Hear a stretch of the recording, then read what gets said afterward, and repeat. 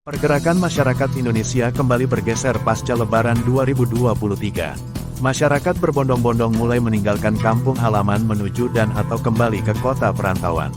Berbeda dengan biasanya, kota-kota besar, seperti Jakarta, Surabaya, tampak sepi dari hingar-bingar larangan masuk kota besar.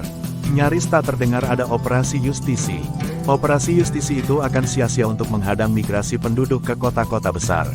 Faktanya 55% lebih penduduk dunia bermigrasi dan tinggal di perkotaan.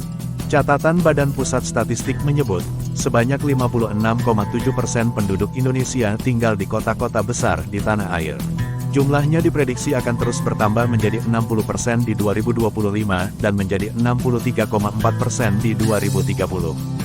Faktor paling dominan migrasi di banyak negara pada dasarnya sama dengan kita, yakni sulitnya memperoleh pendapatan di daerah asal serta kemungkinan bisa memperoleh pendapatan yang lebih baik di daerah tujuan. Penataan wilayah menjadi agenda sangat penting ke depan. Migrasi masyarakat yang terus bertumbuh di kota-kota besar akan memantik aneka masalah. Terjadinya kepadatan jumlah penduduk, melahirkan kemiskinan, memunculkan masalah lingkungan, kebutuhan air bersih, sanitasi, hingga masalah ketersediaan hunian serta ketersediaan pangan. Namun, migrasi juga bisa menciptakan peluang yang bisa ditangkap dan dimanfaatkan. Antara lain, memacu kelahiran pusat-pusat kreativitas baru serta melahirkan inovasi.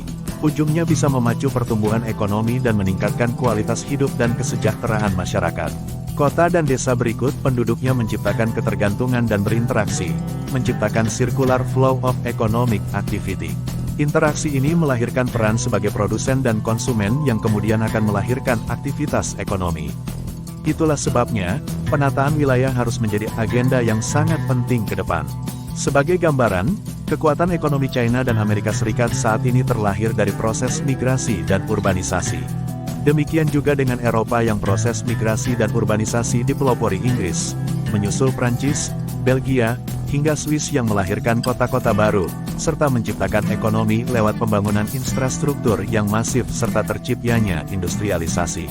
Ice breaking atas stagnasi perkembangan wilayah di tanah air, harus segera ditangani dengan penataan wilayah yang serius dan masif.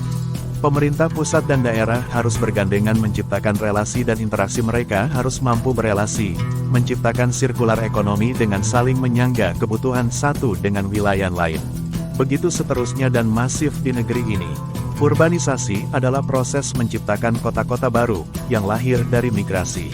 Urbanisasi harusnya tak melahirkan masalah, tapi harus menciptakan wilayah baru. Ini memang menjadi tantangan dan pekerjaan rumah yang serius. Namun bukan mustahil diwujudkan dengan perencanaan, komitmen kuat sekaligus keberanian eksekusi. Pemerintah pusat, provinsi, kabupaten, sampai pemerintah desa harus bahu-membahu menciptakan relasi agar tercipta kota-kota baru yang mampu melahirkan sirkular ekonomi. Kementerian Desa menyebut, tahun lalu, dari total jumlah desa di Indonesia 83.381 desa.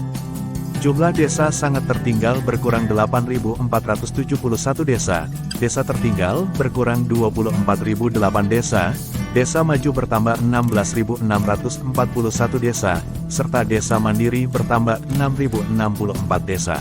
Ini artinya, masih ada 60.676 daerah yang harus naik kelas. Alhasil, migrasi tak terelakkan. Namun menjadikan migrasi sebagai modal menciptakan kota-kota baru harus dilakukan. Sebab, ekonomi kita harus menyebar ke semua wilayah, bukan terkonsentrasi di kota-kota itu saja.